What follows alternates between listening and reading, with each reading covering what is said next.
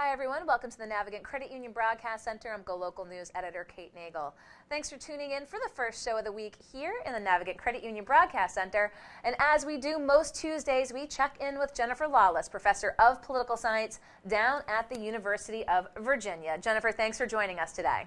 Of course. Well, we had a bit of a hiatus as GoLocal was in Paris slightly for a bit last week, but want to catch up with some of the big national stories that have been dominating the news cycles. And speaking of news and media, it's almost as though media has become dominating the news in and of itself. And I want to backtrack to BuzzFeed, when BuzzFeed broke the story that they said Michael Cohen had told Special Counsel Mueller that he had been instructed by President Donald Trump to basically lie.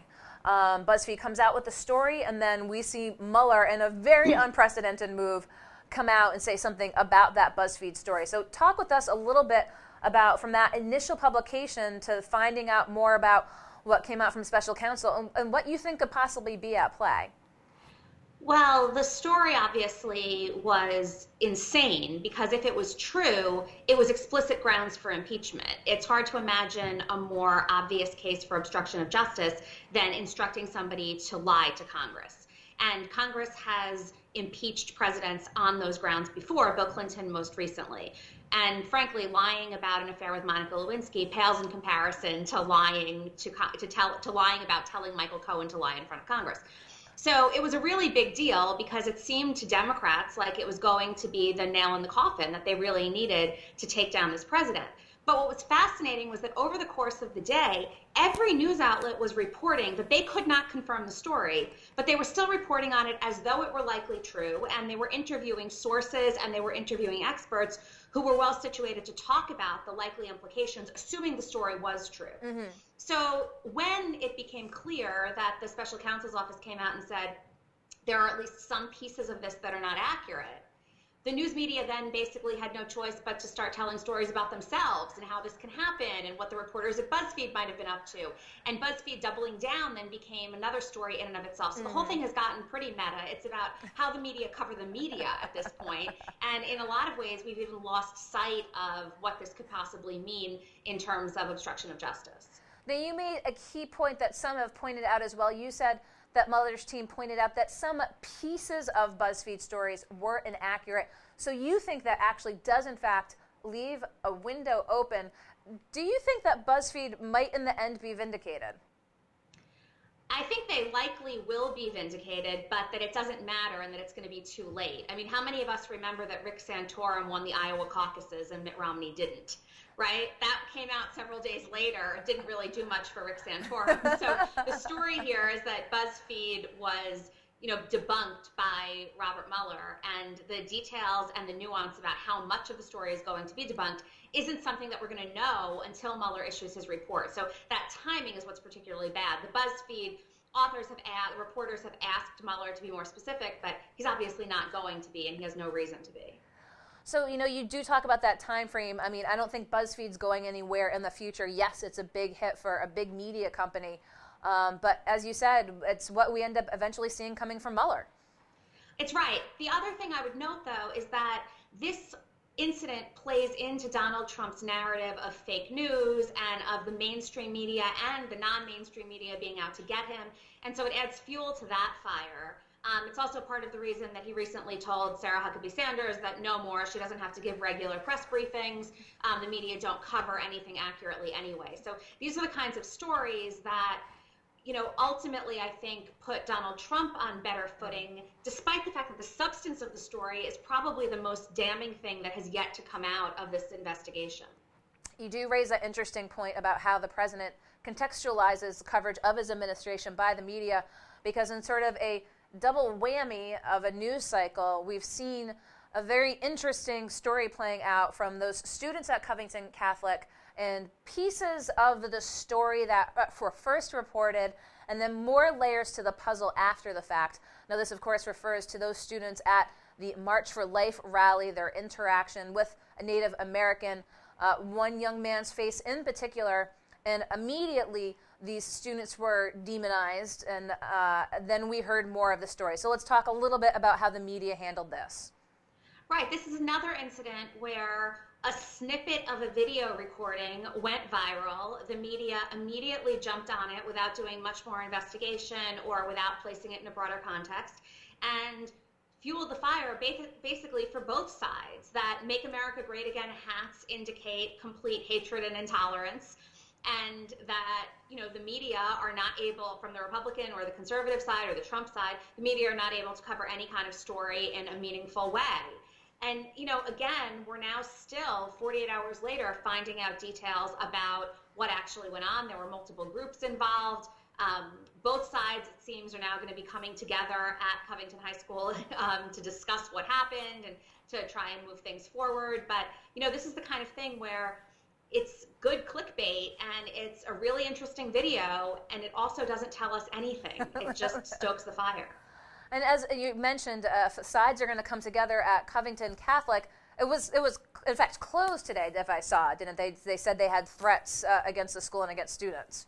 It was closed, and as far as I know, recently, the last couple of hours, all extracurricular activities and evening events were canceled, and they're unsure about what they're going to do for tomorrow. So, you know, we're at a point in time now where when we see these kinds of things, people who are, you know, often disturbed react in a way that's completely unhealthy, that's not helpful, and that's often violent. And so, you know, we've just gotten to the point where there are a lot of positives associated with the internet and social media and the ability to make things viral immediately. But there are also some downsides, and I think we're beginning to get a better understanding of what those are.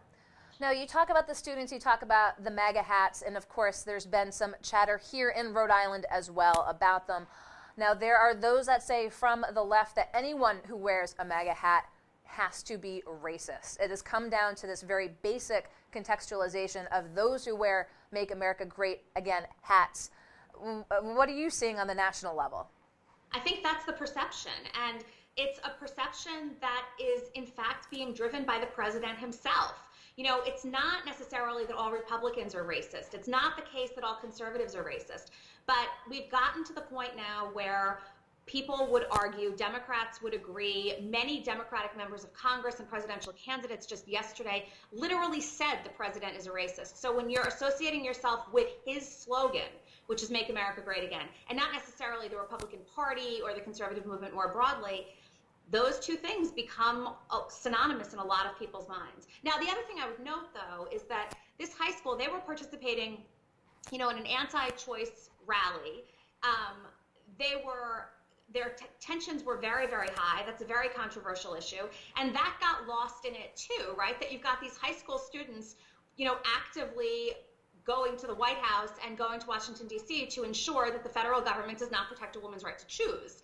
That wasn't mentioned at all in any of these stories. No. So, you know, I think that's not that important. So I think the dynamics are, we've in a lot of ways just sort of discussed this in very generic terms about what the hats mean, but the policies that those hats support matter a lot too. So let's talk a little more politics. Let's talk 2020. Since, again, the last time we've talked, it seems like the Democratic field has grown big beyond its britches, and now we're hearing that Iowa and the caucuses are trying to scramble to find ways to absorb what looks like it's just going to be a Dem party palooza at the outset for 2020. Right, everyone's running for president. I'm not, are you? Everybody's running for president, and it's good news because obviously a lot of electoral competition allows for a very well practiced candidate in the general election. And there doesn't seem to be much sense that the Democrats will not unite. We've seen what happens in the past, right? They want to take on Donald Trump. The downside is that when you have 12 or 16 or 24 people running for office, it's hard to have any sort of meaningful debate or discussion. It's also somewhat striking. I mean, Kamala Harris, who announced just yesterday, is having her first town hall meeting hosted by CNN a week from today. So we're talking, 22 months before the general election, and the campaigns are in full swing. So Iowa and other states have some time to work out the details, but not that much time, because over the course of the next 4 or 6 months is when the rest of these candidates will announce whether they plan to run, and the infrastructure will have to be built so that the American people can hear their messages. And speaking of messages, one of the things that was brought to light was, again, Kamala Harris raising that $1.5 million in just 24 hours. As we know, money talks in politics. It helps get that message out. But let's talk about someone who can't run for office by lieu of her age. Let's take an Ocasio-Cortez who has amassed millions of Twitter followers, and she's not sitting on any sort of war chest, right? So how does that candidate, how does that Kamala Harris, who all of a sudden has deep pockets, and again, just using it as a foil, and it's not a genuine comparison here, but again, that person who can go outside and doesn't actually need that money can make that soundbite, and then all of a sudden garner that attention without the deep pocketbook. Well, I think it depends on what kind of attention you're trying to garner.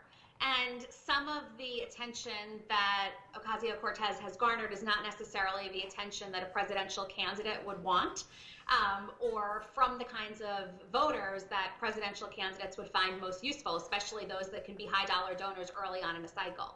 That's not to say that the millions of Twitter followers she has don't cast votes and can't be very, very important in elections. But at this stage of the game, it's about making sure that you have the resources. And people can love you on Twitter, but at the end of the day, it's whether newspapers endorse you, it's whether you're on TV, it's whether your debate performance is excellent, it's how the media talk about you, it's how your colleagues talk about you that also play a really important role. And so, you know, I wouldn't count Kamala Harris out simply because she doesn't have the number of Twitter followers yet. My bet is that within a few months, she likely will.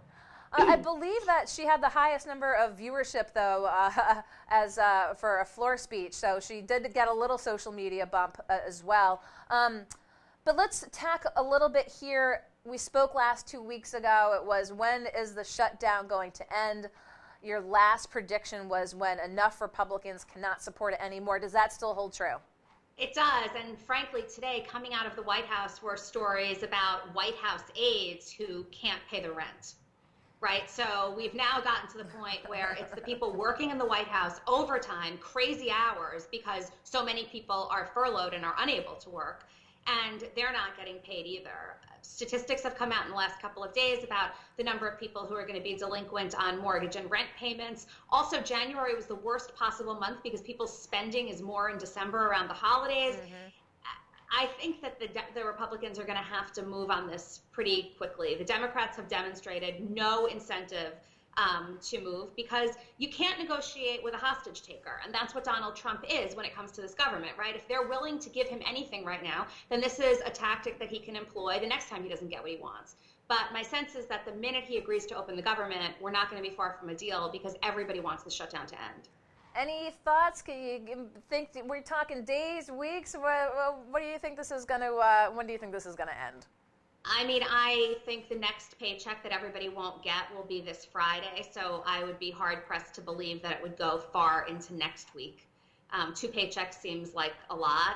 If it goes more than that, I really don't know what happens. Also, the government has now been shut down for over a month, right? Like, these people have one job. It's to operate the government.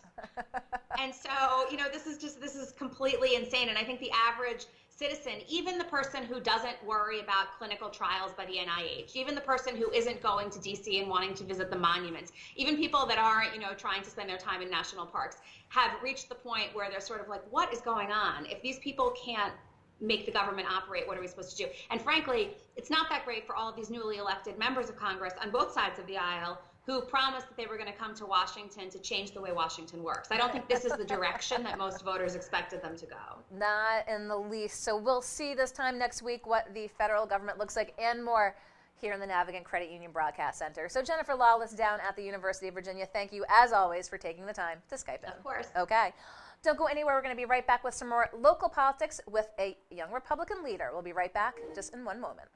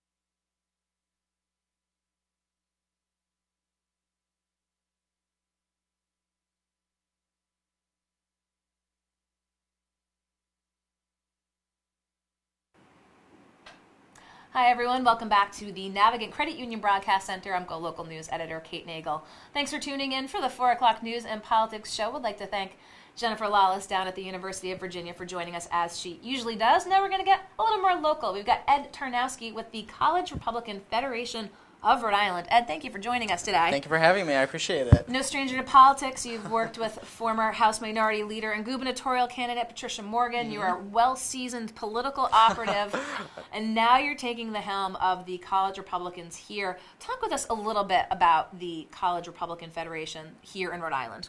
Sure. So I became chairman last April when I was honored to be elected. It was great being given the opportunity. So the College Republicans of Rhode Island, we're a statewide organization. We have 7 chapters at various college campuses around the state. And we're really working on growing, and we have been growing over the past year, which has been great. So talk with us a little bit. Here we are now, it's 2019. Obviously, kind of maybe looking ahead to 2020, but clearly some policy issues here in the state as well. Absolutely. So what will we be seeing from the CRFRI? Sure.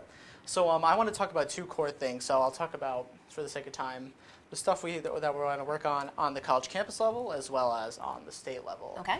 So when it comes to college campuses, one of the main concerns that students have brought to me and that I've seen as being a college student over my years in college so far is issues regarding free speech and bias at universities when it comes to political discourse. And we want to emphasize the importance of allowing the free exchange of ideas on college campuses, as it's really, I think, one of the most important parts of going to college and hearing both sides so you can figure out where you are in the on a political spectrum and on a worldwide view. So one of the things we did at URI, which is the school I go to right now, last year, I believe it was last year or 2017, it was cold, so it was either at the end or the beginning of one of the years. We were able to bring a free speech lawyer in from FIRE, a national organization that is fighting for individual rights and education, especially for free speech. We brought in a free speech lawyer who did a lecture with college students as well as faculty members at the school. And it looks like we're going to be successful in our efforts to amend on the bylaws for the University of Rhode Island to ensure free speech rights for students and faculty members at the University of Rhode Island. So that's a very interesting, and I appreciate you bringing that up. So that is actually a real sort of almost legal step you had to take, taking a look at it. Do you feel, especially coming from maybe perhaps a more conservative approach, again, that talk with us a little bit about your experience at URI and Sure. what you've seen since trying to make that change? Sure. So it was. The event was actually pretty successful. I didn't see there wasn't much pushback as some people thought there would be, which I was really happy to see. And the faculty was happy to work with us and hear us out, and I am very grateful for them being doing so. We also worked with another organization on campus called Bridge USA, URI, and we kind of worked together to make this event successful. And I think it's been worth it because it looks like we're going to be successful once these. I think it's this year. If it goes through, it'll go into effect this year. So we've seen a lot of times on a number of college campuses, especially if speakers come that students might not necessarily agree with, they'll either try to protest that person's speaking, protest that as well. And sometimes those students say, well, this is fundamentally, intrinsically opposed to our values. Do you think that the pendulum is swung too far to prohibit people from giving their vantage point? And do you think there's any validity when they make that argument about their opposition, and are there other ways to show it? So I think that is a big issue right now. It depends. It's kind of a gray area when it comes to private universities because they're not totally at the mercy of the First Amendment as public universities are. So we were able to work from a law perspective in our university because URI is a public university, whereas as private universities, they don't necessarily have to abide by those same rules, and they're able to get around it a lot of times. So for example, UC Berkeley is a great example of this, and they were able to claim security fees and things of that nature and kind of make them so expensive where it's almost impossible for students to be able to fund speakers to come. And this has been an ongoing issue for a long time at a lot of universities, and it's not really fair. And I think that one of our biggest focuses going forward is bringing students to the idea that you should be at least willing to hear another side and just listen and not be so hostile automatically just because, oh, they're conservative or they're Republican. Or Democrat or liberal, by the way, from the other side. But you just have to be open to listening to another idea. And if not, I mean, you don't have to go either to the speaking event. I mean, you don't have to go. You shouldn't restrict others from having the opportunity to hear another point of view. So how important is that, do you think? I mean, do you find yourself, especially with the college Republicans, I mean, do you check out, listen to, go to liberal media or hear from liberal pundits or just to say, okay, let me listen to their side of the argument? Absolutely. At least me personally. I use Twitter for a lot of my news, follow a lot of media outlets. And I diversify the type of media I follow. I don't just follow Fox News, like some people might think. I follow Politico, New York Times, CNN. I follow a broad mix of media outlets to really get both sides. And I always confirm with multiple sources before believing something. I think that's so important because, especially in light of lately, what's been going on in the media. Especially what's been going on at the media. Before we get back to the state level, I want to still talk about that at that national level because a couple of stories we talked media with Jennifer Lawless, both with BuzzFeed in the reporting of Michael Cohen saying that he was instructed by the president to lie to Congress. Special Counsel Mueller stepped in and said that's not all true. Now, Jennifer Lawless said that she might have seen a window that by saying it's not all true that could be there, but she said the damage is done, especially when the president himself says, what are you doing? I think that is definitely important to address. I mean, BuzzFeed jumping the gun on this was, I think, a major flaw. I think it's a big issue, and I think other people should have been more careful before being so quick to judge the situation, especially in light of the fact that BuzzFeed had made a similar mistake with the president not too long ago. So I think people need to be careful and, once again, confirm with other sources before you go and jump to believe what a media source is saying. Well, it is going to be interesting because, again, Jennifer Lawless said the response she saw from Mueller was leaving some wriggle room there, because especially from the media standpoint, media always wants to be first, right, with it. Of course. And so obviously BuzzFeed took a big hit from this, and I guess time will only tell if, in fact, this story was in fact true or not. Absolutely. But that's what we need to get that definitive answer, because right now there's still not that definitive, except that very rarity that the special counsel are coming out to debunk some portions of that story. Yeah, and we shouldn't automatically assume it's false either, is what I'm saying. But it's dangerous to go ahead and accuse the President of the United States of such an accusation. I think it's damaging to this country without evidence to go and go on live and talk about this as if it's been confirmed and true. Okay, I think to it's say very dangerous. to say that without having it all buttoned up, without having gone to the special counsel saying this is a story that we have ahead of time. A lot of news outlets had reported on that facet of it. Most media would usually go to someone when they think that they have it. Absolutely. But without that, the final story being there, you're saying. I mean, regardless of partisan lines, I just saw this as dangerous and because it's diminishing and kind of breaking down the trust that the American people have in the office of the president, I mean, without this being confirmed. And so let's talk a little bit about the coverage of Covington Catholic and the March for Life and what we've seen with a bunch of young, slightly younger, not college age, high school age, but a number of young men wearing Make America Great Again hats and seeing snippets of interactions with individuals throughout the March for Life rally. Let's talk about sort of your response when you saw the coverage, because there was the initial stories and then we kept hearing more. So I think... once again, this is very similar to kind of what I'm going to say about BuzzFeed. I think it's important not to jump the gun. When you first see something break on social media, I mean, we're living in a 24-hour news cycle now, and I think there are positives and negatives to that, and I think this is one of the negatives. As we learned, and we're still not sure exactly what happened because there are so many conflicting reports, but what we did end up learning is the first reports and the first assumptions that were made about the situation were not necessarily fairly characterizing those students. So I think it's so important that we wait, double check our sources, and kind of wait to see how the story plays out. And one of the things, especially as a young college Republican, that's not just this week, the last few months, we've seen stories especially pertaining to the hat. Students, I forget what school it was, went into a library, someone took it off, all the things that go along with it. You know, I asked Jennifer Lawless because it seems to be that a lot of folks want to say anyone who wears a Make America Great Again hat is racist or supports a president who they say is racist. What's your response to that? I think that's very wrong to say that. As the chairman of the College Republicans, I know many Republicans who are very Trump supporting. They're not racist in any shape or form in any interactions I've had with them. I think it's unfair to characterize someone just because of an article of clothing that they're wearing. I think that's the best way to put it. And so let's talk a little bit, as you said, you wanted to mention what you're doing at the college level, but what Sure. are the college Republicans looking to look to at the state level? Absolutely. So I think the most important thing that we want to tackle and advocate for in the state of Rhode Island is the economy.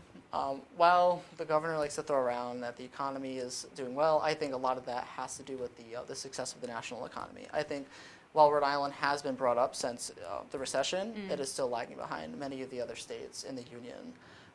And I think the most important thing to address is the way that our economy is run in the state. And I think a lot of it, especially with bigger businesses and bringing them in, there's a lot of corporate welfare involved in this state. And I think that's a bad precedent to set.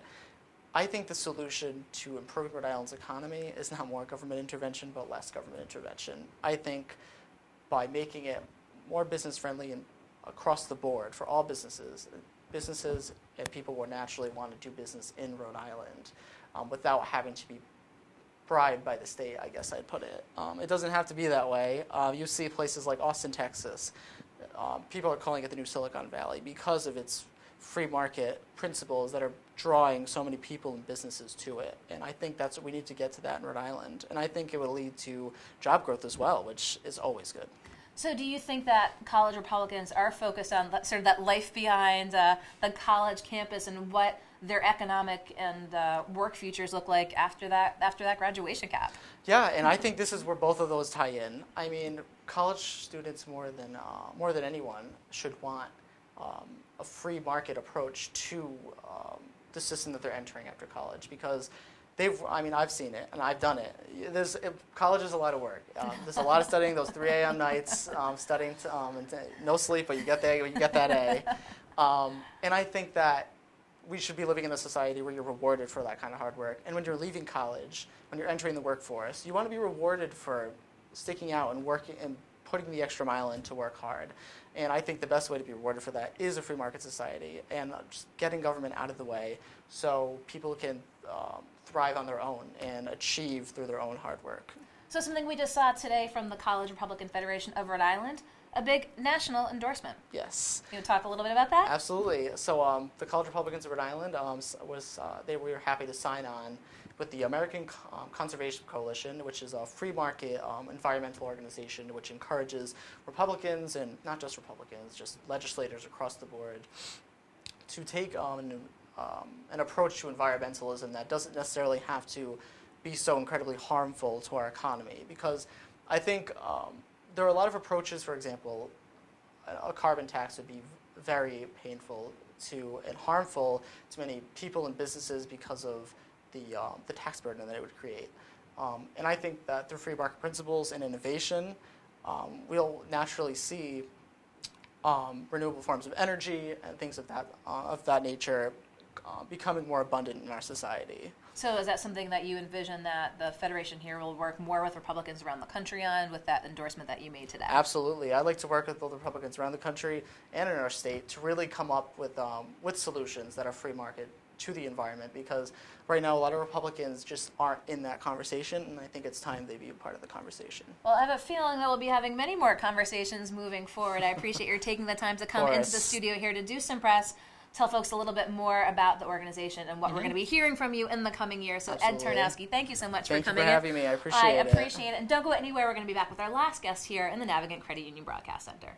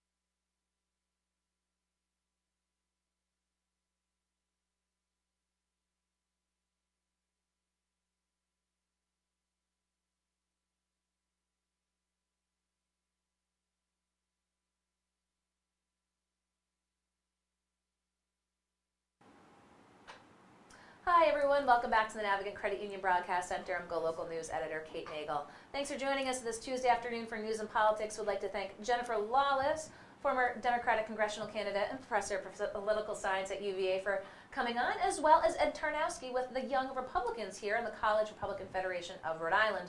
But we're going to talk about an event taking place tomorrow at the Rhode Island State House with Kelly Nevins with the Women's Fund of Rhode Island, a familiar face here in studio as one of a group of stakeholders that is going to be at the State House tomorrow, showing out in support of the Reproductive Health Care Act on the anniversary of Roe v. Wade, and in the release made a point of calling it the Rotunda. That's right. That's right. So tell us a little bit about tomorrow's event. So tomorrow's event is being joined by many, many partners in the community. We are all part of the Coalition for Reproductive Freedom. And truly, tomorrow is a celebration of the 46 years that we have had the ability to choose when and how to build our families. And it's also a way to show support for the record number of representatives and senators who have already signed on to the Reproductive Health Care Act of 2019 here in Rhode Island. We have several speakers. We've got, of course, our sponsors of the bills, and that includes Edie Agello and Gail Golden, Senator Gail Golden and Representative Edie Agello. They're both fantastic, and we're so thankful for them for putting forward this bill. We also have Hillary Levy-Friedman, who is the president of Rhode Island Now, National Organization of Women, talking. We have Nerva LaFortune, who will be representing the Providence City Council, which actually supported this bill in their chambers last week. So we're really excited to have all these speakers. And we've had folks in here to talk about the Reproductive Health Care Act a number of times as well, but talk about it in the context of the national level, how it would affect Rhode Island. Sure. So people are probably aware that this current administration has made a promise or a threat, if you will, to try and reverse Roe versus Wade. And with the confirmation and appointment of Supreme Court Justice Kavanaugh, we now have a Supreme Court that is leaning towards anti-abortion. And there are 18 cases that are coming up through the national courts, which have the potential to make it to the Supreme Court and possibly topple that particular Roe versus Wade. So here in Rhode Island, we want to make sure that those protections stay in place for Rhode Islanders. Again, the idea is that Rhode Islanders should have the right to choose when and how to build their families. It's economic, it's health. There are a variety of different reasons that this is really important. Now is the time to pass this particular bill. We want to see it made into law into Rhode Island so that we have protections regardless of what happens at the national level.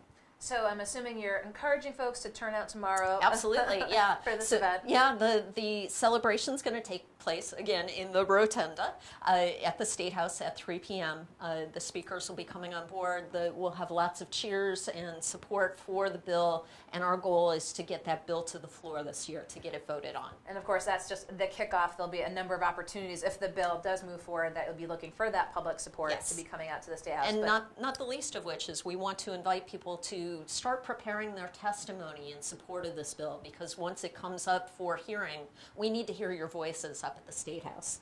Well, again, a number of groups are going to be up there tomorrow. We will provide all information from you. But as we have you here in studio, just a couple of updates for the Women's Fund of Rhode Island.